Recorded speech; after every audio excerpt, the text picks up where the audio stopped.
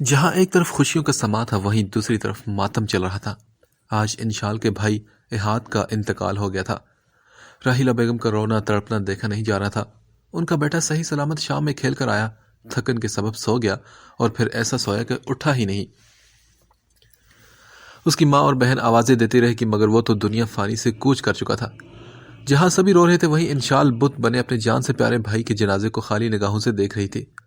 بڑے بھائی کی موت کا صدمہ اس کے ننھے سے دل پر بڑے گہرے اثرات مرتب کر گیا تھا۔ اس کا بڑا بھائی کیا گیا، اسے تو پوری دنیا ویران لگنے لگی۔ جب بھائی کا جنازہ اٹھنے لگا تو اس سے وہ چمٹ گئی تھی اور ایسے بلک بلک کر رونے لگی کہ لوگوں کے کلیجے منہ کو آ گئے۔ بھائی، آپ کی شیرنی اکیلی رہ جائے گی، مجھے چھوڑ کر مت جاؤ۔ بھائی اٹھ جاؤ پلیز بھائی۔ وہ چیخ چیخ کر اس کے جنازے سے لپٹ کر رو رہی تھی۔ بیٹا اس طرح مت رو، اس طرح رو کر تم اپنے بھائی کو تکلیف پہنچاؤ گی۔ صبر کرو، بے شک اللہ صبر کرنے والوں کے ساتھ ہے۔ انشال کی ٹیچر اسے بڑی مشکل سے جنازے سے ہٹا کر سمجھانے لگی۔ وہ اپنی ٹیچر کی گود میں روتے ہوئے کب سو گئی اسے خبر ہی نہ ہوئی۔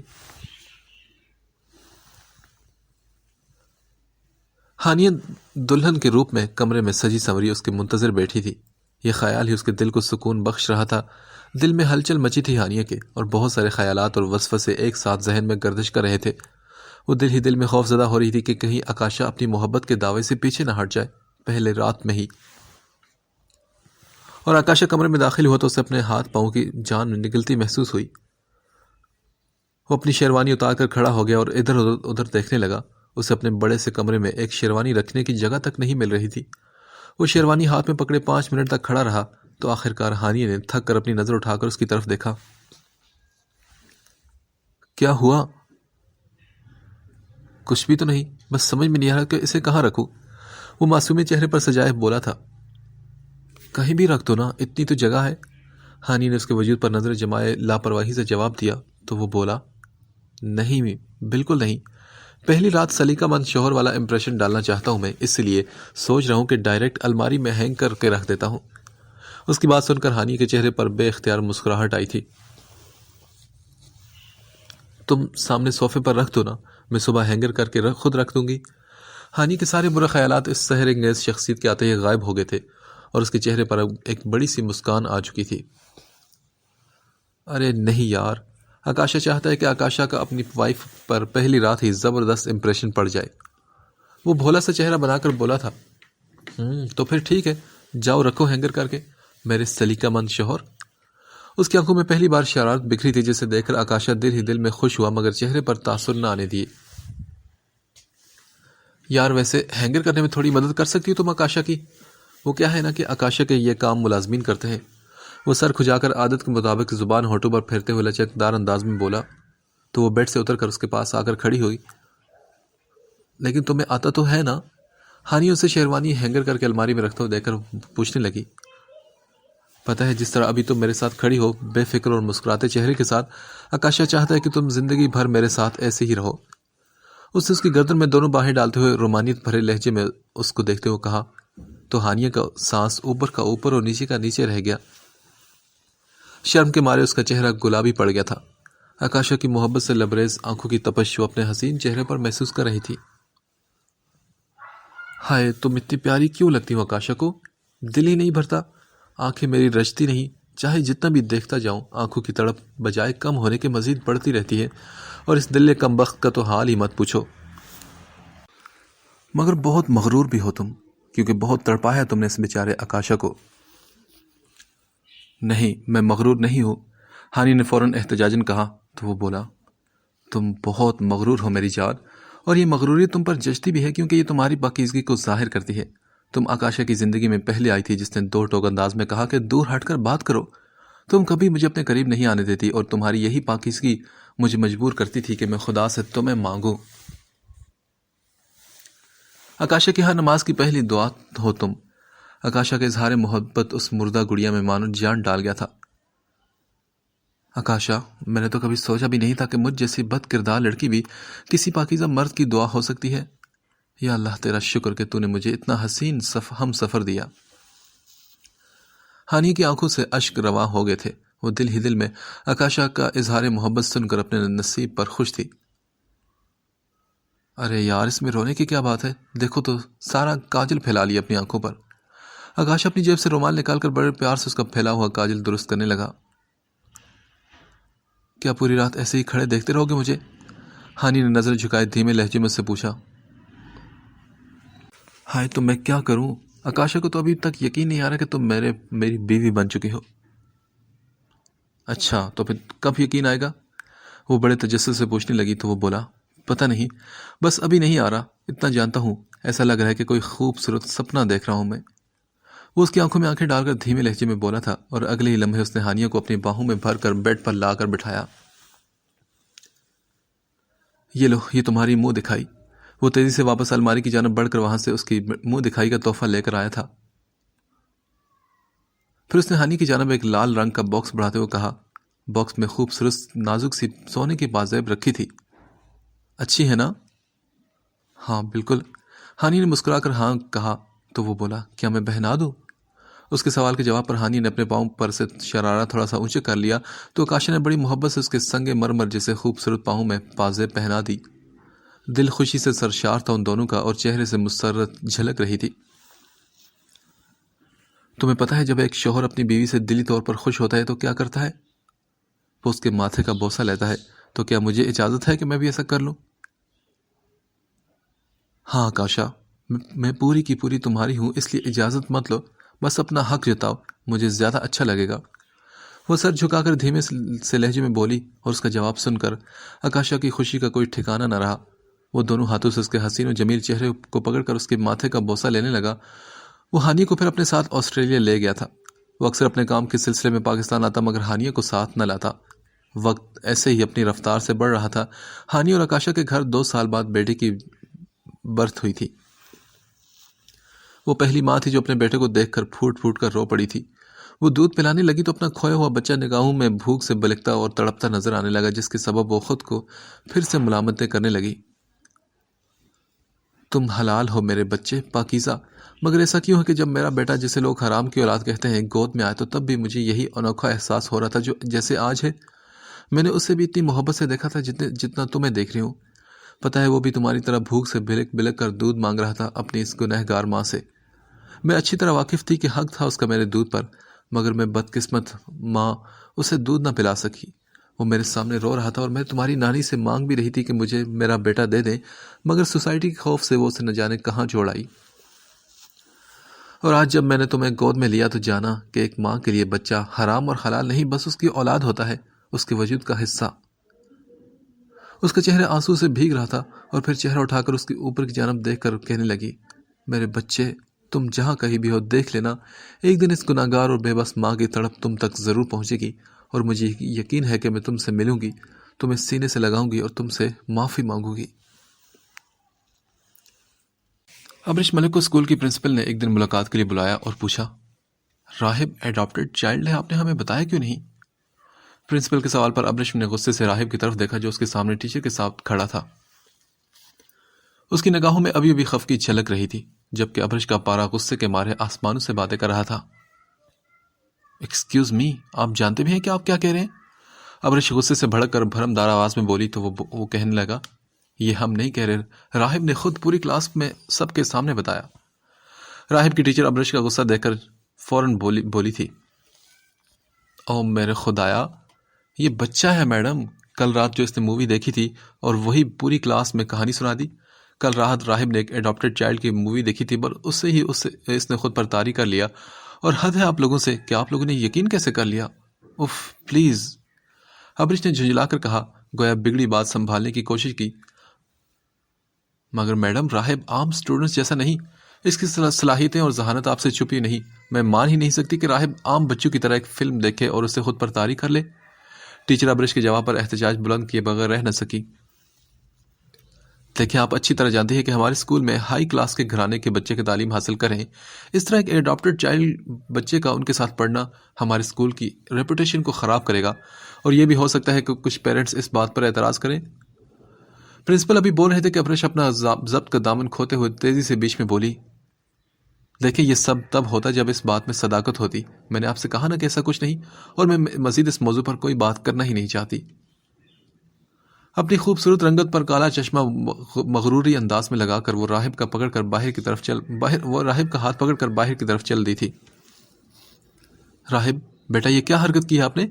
مجھے آپ سے اس بیوقوفی کی بالکل بھی توقع نہ تھی۔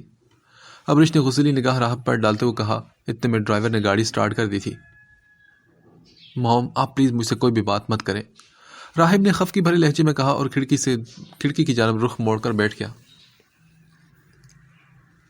بیٹا، مجھے نکاح کروانا ہے تم دونوں کا۔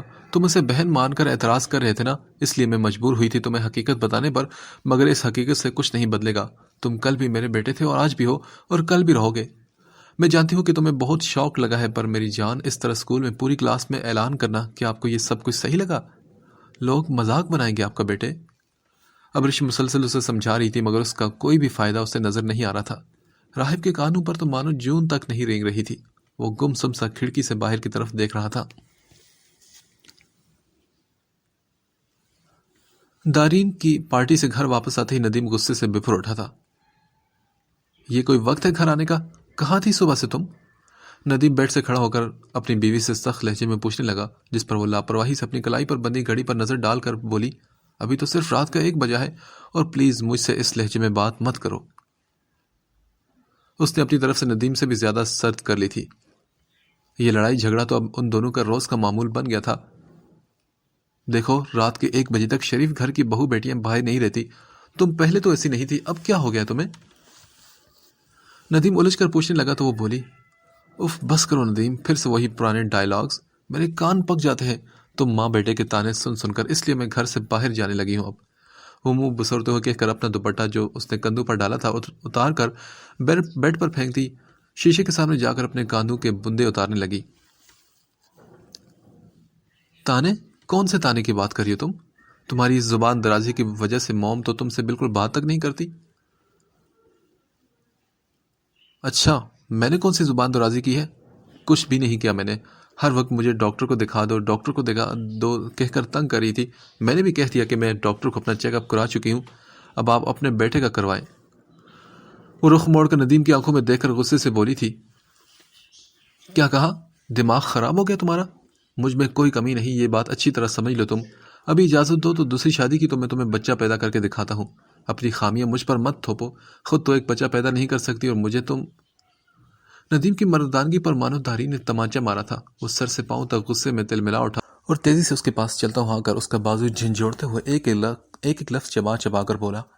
ابھی اس کی گفتگو ختم نہ ہوئی تھی کہ دارین اس کا ہاتھ اپنے دوسرے ہاتھ سے جھٹک کر سرد لہجے میں بولی، اگر اتنا ہی یقین ہے خود پر تو کیوں نہیں کروا رہے تم ٹیسٹ؟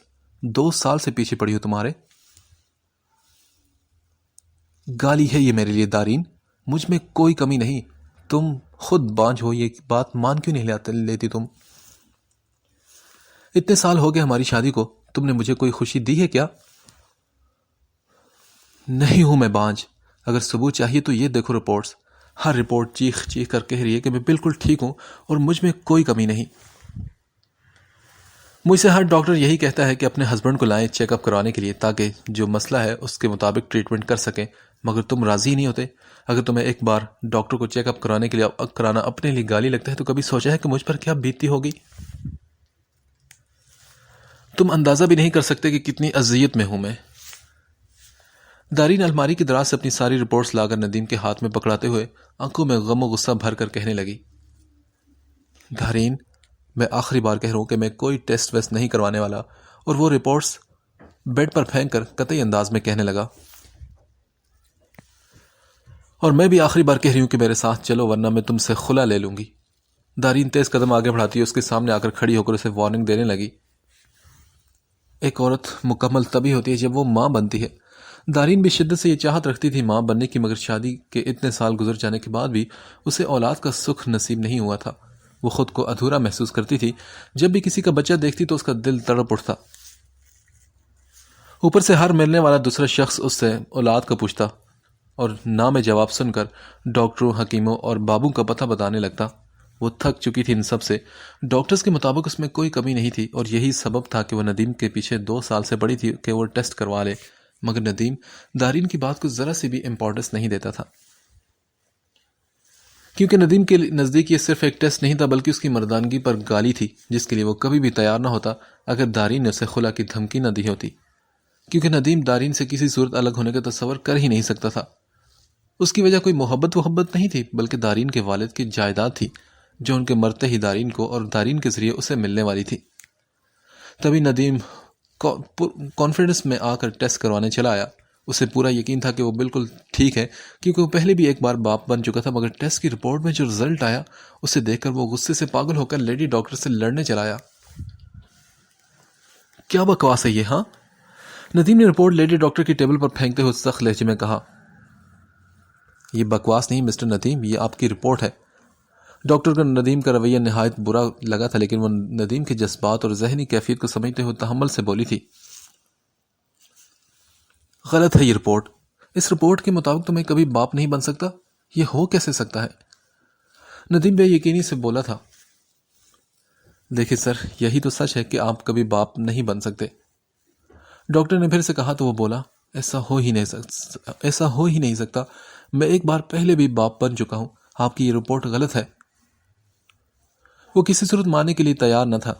تبھی ڈاکٹر نے پوچھا، سر کیا آپ کا پچھلے کچھ سال پہلے کوئی ایکسیڈنٹ ہوا تھا یا کوئی چوٹ لگی ہو، آپ کو کہیں سے گر گئے ہوں؟ ڈاکٹر کے سوال پر وہ سوچ میں پڑ گیا اور بولا، ہاں ایک بار ہوا تو تھا مگر وہ تو بالکل معمولی سا ایکسیڈنٹ تھا۔ سوری سر، مگر شاید وہی معمولی سا ایکسیڈنٹ آپ کے اتنے بڑے لاس کی وجہ بنا ہے۔ ڈاکٹر نے یہ بات کہہ کر مانو اس کے پاؤں کے نیچے سے زمین کھینچ لی تھی۔ وہ سکتے کے عالم میں 2-3 لمحے کے لیے خاموش ہو گیا۔ اسے آج اتنے سال بعد ہانی کی ریسٹورنٹ میں دی ہوئی بد دعا یاد آئی تھی۔ تم نے اچھا نہیں کیا ندیم، میں تمہیں کبھی معاف نہیں کروں گی۔ پہلے میں نے کبھی تمہیں بد دعا نہیں دی کیونکہ میں تم سے زیادہ خود کو گنہگار مانتی تھی، مگر آج تم نے جو اپنے کزن کے ساتھ میرا مل کر مذاق بنایا ہے میں وہ کبھی نہیں بھولوں گی۔ جب اب ان آنکھوں سے آنسو بہیں گے ایک ہی بد دعا نکلے گی کہ خدا تمہیں بھی اتنا ہی تڑپائے جتنا میں تڑپی ہوں۔ تم بھی سکون تلاش کرو مگر تمہیں سکون کہیں بھی نہ ملے۔ ہانی کا بار بار کالز اور میسیجز پر کہنا کہ یہ تمہارا بچہ ہے، اسے معاشرے میں گالی بننے سے بچا لو، یہ سب کانوں میں گونجتا ہوا سنائی دے رہا تھا۔ وہ سر پکڑے وہیں چیئر پر گر پڑا۔ اسے یقین نہیں آ رہا تھا کہ ہانی کی بد دعاؤں سے یوں تباہ کر دے گی۔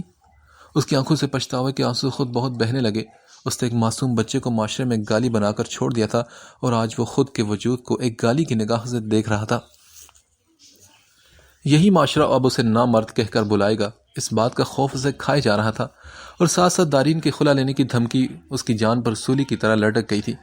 ندیم جیسے لوگ ظلم کرتے وقت یہ بھول جاتے ہیں کہ دنیا مکافات عمل ہے، یہاں جو کرتے ہیں وہی بھرنا پڑتا ہے۔ ڈاکٹر، میری آپ سے ریکویسٹ ہے کہ پلیز اس رپورٹ کے بارے میں آپ کسی کو نہیں بتائیں گی، خاص طور پر میری وائف کو۔ وہ اپنے بکھرے ہوئے جذبات پر قابو پاتے ہوئے پورا کمرہ ایئر کنڈیشن ہونے کے باوجود چہرے پر آنے والا پسینہ صاف کرتے ہوئے ڈاکٹر سے ریکویسٹ کرنے لگا تھا۔ آئی ایم سوری سر، پر یہ کیسے ممکن ہے؟ میں اپنے پیشنٹ کو کیسے اندھیرے میں رکھ سکتی ہوں؟ وہ اسی امید پر بیٹھی ہیں کہ شاید ٹریٹمنٹ کے بعد سب کچھ ٹھیک ہو جائے۔ لیڈی ڈاکٹر نے اعتراض کرتے ہوئے کہا تو ان کا جواب سن کر ندیم مزید پریشان ہو گیا۔ اس کے تو آسان خطا ہو رہے تھے اس خوف سے کہ دارین حقیقت سے واقف ہونے کے بعد نہ صرف اس سے خلا لے گی بلکہ سب کو بتاتی بھی پھرے گی کہ خلا لینے کی وجہ اس کا نامرد ہونا ہے۔ اسے اپنی ریپوٹیشن پوری دنیا کے سامنے خاک میں مل جانے کا خوف لمحہ لمحہ ستا رہا تھا۔ اگر دارین نے خلا لی تو نیوز والے ضرور اسے خلا لینے کی وجہ معلوم کریں گے، اور دارین تو بھری بیٹھی ہے کہ بچہ نہ ہونے کے تانوں کی وجہ سے وہ ضرور میڈیا کو بتا دے گی کہ خلا لینے کی وجہ میرا نامرد ہونا ہے۔ پورے معاشرے میں میں ایک مذاق اور گالی بن کر رہ جاؤں گا۔ اتنا بڑا فلم ڈائریکٹر اور پروڈیوسر، اتنے بڑے سپر سٹار کا بیٹا ندیم شیخ ایک نامرد ہے؟ یا میرے خدا، یہ کیا ہو گیا میرے ساتھ؟ اب میں کیا کروں؟ وہ اپنا سر پکڑے بیٹھا تھا۔ یہ بات کسی سے ڈھکی چھپی نہیں کہ مسالے دار خبر کے متلاشی نیوز رپورٹر شوبز کے لوگوں کے پیچھے ہاتھ دھو کر پڑے رہتے ہیں۔ وہ شہرت جس پر وہ اکڑ کر پھرتا تھا آج وہی شہرت اسے خوف زدہ کر رہی تھی۔ پلیز ڈاکٹر، سمجھنے کی کوشش کریں میری سچویشن کو، میں خود دارین کو بتا دوں گا مگر مناسب موقع دے کر پلیز۔ ندیم کا بار بار گزارش کرنا لیڈی ڈاکٹر کو شرمندہ کر رہا تھا۔ آخرکار ڈاکٹر اس کی بات ماننے کے لیے تیار ہو گئی، جس پر وہ شکریہ ادا کرتے ہوئے روم سے رپورٹ لے کر باہر نکلا۔ اپنی گاڑی کار پارکنگ میں چھوڑ کر وہ مفلوج ذہن کے ساتھ پیدل ہی روڈ کے کنارے چل رہا تھا۔ آج اس کا ضمیر اسے جھنجھوڑ رہا تھا کہ یہ تیری سزا ہے جو تو نے ہانیہ کے ساتھ کیا، اس گناہ کی سزا جو تو نے اپنے بچے کے ساتھ کیا، اس گناہ کی سزا۔ اچانک اس کا پاؤں رستے میں رکھے پتھر سے ٹکرایا، جس کے سبب وہ منہ کے بل روڈ پر گر گیا، اور اگلے ہی لمحے اس نے اپنے پورے وجود کو روڈ سے ناک رگڑتے ہوئے پایا تھا۔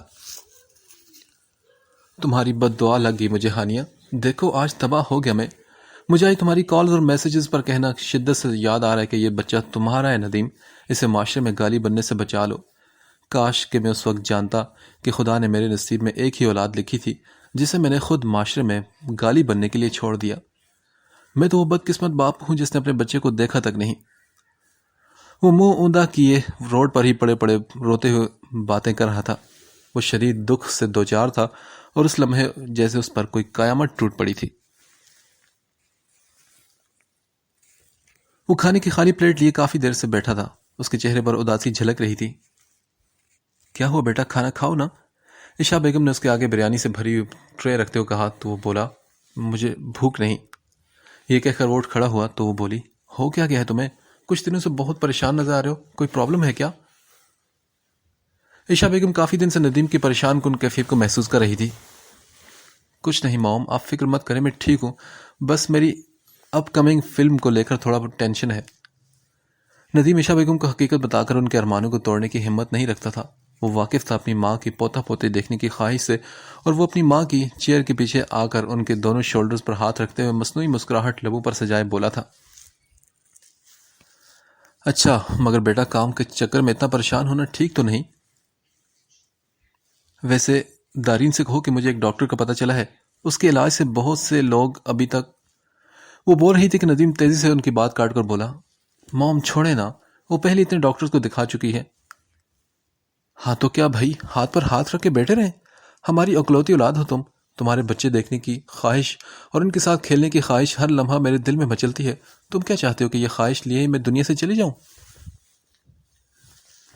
عشا بیگم کے لہجے سے افسردگی اور حسرت ٹپک رہی تھی۔ ان کے سوال پر وہ دل ہی دل میں پریشان ہوا تھا۔ وہ کیسے انہیں بتاتا کہ ان کی یہ خواہش ہی رہے گی اور وہ اسی خواہش کو اپنے دل میں لیے اس دنیا سے چلی جائیں گی، کیونکہ ایک مظلوم اور بے بس ماں کی بد دعا لگ گئی تھی اسے۔ موم اللہ پر بھروسہ رکھے اور صبر کریں، انشاءاللہ سب ٹھیک ہو جائے گا۔ وہ انہیں دلاسا دے کر اپنے کمرے کی طرف بڑھ گیا اور کمرے میں آتے ہی اس کی آنکھیں پھٹی تھی۔ ندیم تم نے کہا تھا کہ رپورٹ ابھی تک نہیں ملی، تو پھر یہ کیا ہے؟ ندیم کے قدم مانو جم سکے تھے، اس کا خوف سامنے آ ہی گیا تھا۔ دارین اس کی رپورٹ پکڑے سوال کر رہی تھی، اس کا لہجہ سخت اور آواز بلند تھی، اتنی بلند کہ عشا بیگم جو کچن کے باہر ڈائننگ ٹیبل پر بیٹھی کھانا کھا رہی تھی، ان کے کانوں تک دارین کی آواز نے رسائی حاصل کر لی تھی۔ ان کے کان بھی کھڑے ہو گئے تھے ندیم کی رپورٹ کا سن کر۔ وہ بھی کمرے کی جانب تیزی سے چلتی ہوئی آئی تھی۔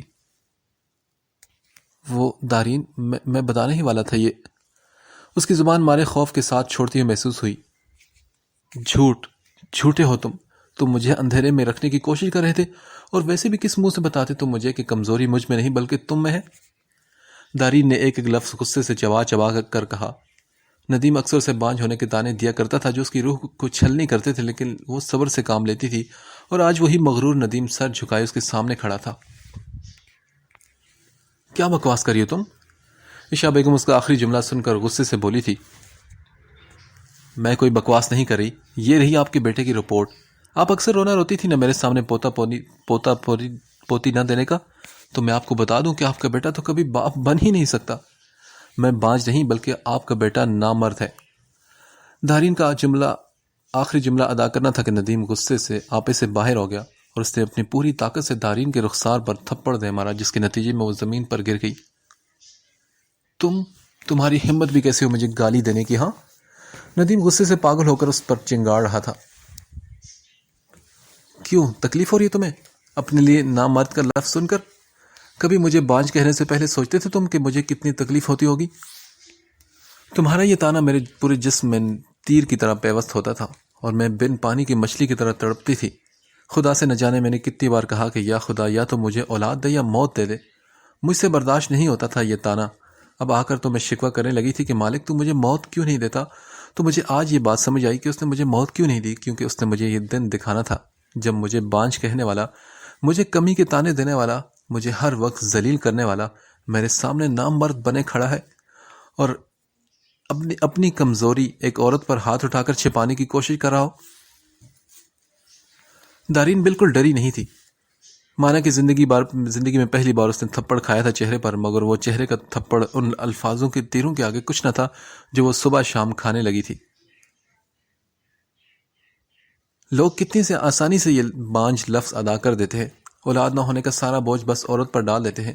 وہ بیچاری اپنے چھلنے وجود کو کیسے دنیا سے چھپا کر چہرے پر مسکان سجائے پھرتی ہے۔ یہ تکلیف اور اذیت تو وہ عورت جانتی ہے یا اس کا خدا جانتا ہے۔ کبھی دیکھا ہے اسے بازار میں کھڑے بچوں کے کپڑے حسرت سے دیکھتے ہوئے، کبھی دیکھا ہے اسے کھلونوں کی شاپ پر کھڑے ہوئے حسرت قلب کے ساتھ مسکراتے ہوئے۔ وہ ندیم سے بھی زیادہ اونچی آواز میں بول رہی تھی۔ اس کی آنکھوں میں جنون تھا، اور ایسا جنون جو ندیم کو ایک قدم پیچھے ہٹنے پر مجبور کر گیا تھا۔ عشا بیگم تو سکتے میں کھڑی تھی، ان کے سارے ارمان آنکھوں میں ہی سجے رہ گئے تھے۔ وہ اب کبھی دادی نہیں بن سکیں گی، یہی خیال ان کی جان نکال رہا تھا۔ اوکے مسٹر ندیم، میں تو اب جا رہی ہوں، مگر اب میرا وکیل ہی تم سے بات کرے گا۔ وہ ندیم کے سامنے اپنا پرس کندھے پر ٹانگ کر، غصیلی نگاہ اس پر ڈال کر، روب دار آواز میں کہہ کر اس کے برابر سے گزر کر چلی گئی، جبکہ عشا بیگم نے ایک بار شکوے سے بھری نگاہوں سے اپنے بیٹے کو دیکھا اور پھر چپ چاپ وہ بھی وہاں سے چل دی۔ ان کی آنکھوں کا شکوہ اسے شرمندگی کی اتھاہ گہرائیوں میں اتار گیا تھا۔ وہی ہوا جس کا ڈر ندیم کو کھائے جا رہا تھا۔ دارین کے خلا کا کیس کورٹ میں درج ہوتے ہی یہ خبر ہر چینل کی ہیڈ لائنز میں بن گئی تھی۔ جتنے منہ اتنی باتیں، ہر نیوز چینل بڑھا چڑھا کر ندیم کے خلاف خبریں پھیلا رہا تھا۔ نامرد ہونے کے ساتھ ساتھ بیوی کو مارنے پیٹنے اور اس پر جانوروں کی طرح تشدد کرنے کے الزامات اس پر لگ رہے تھے۔ اس کے خاندان کا بڑا نام تھا جس پر اسے بڑا غرور تھا، وہ آج اسی کے سبب خاک میں مل گیا تھا۔ اس نے غصے میں آ کر اپنا LCD اٹھا کر فرش میں پٹخ دی اور ریموٹ سامنے دیوار پر دے مارا اور کھڑا ہو کر وہاں پہ چیخنے لگا۔ عشا بیگم بھی یہ سب حالت دیکھتے ہوئے بھاگتے اس کے پاس آئی تھی۔ ندیم لاؤنج میں رکھی ہر چیز کو غصے سے توڑ رہا تھا۔ یہ کیا کرے تم ندیم؟ ہاں، تمہارے ہاتھوں سے خون نکلا بیٹا، ایسا مت کرو، رک جاؤ تم۔ عشا بیگم نے بڑی مشکل سے اسے روکا تھا۔ نہیں موم، آپ کا ندیم تباہ ہو گیا، مجھے تباہ کر دیا دارین نے۔ لوگ میرا مذاق اڑا رہے ہیں اور مجھے نامرد کہہ رہے ہیں سب۔ وہ فرش پر گر کر چیخ کر رونے لگا تھا۔ اس کے ہاتھوں سے خون نکل رہا تھا جو اس کے نیلے رنگ کی شرٹ کو لال کر گیا تھا، مگر اسے ہاتھ پر لگی چوٹ کا ذرا بھی احساس نہیں ہو رہا تھا۔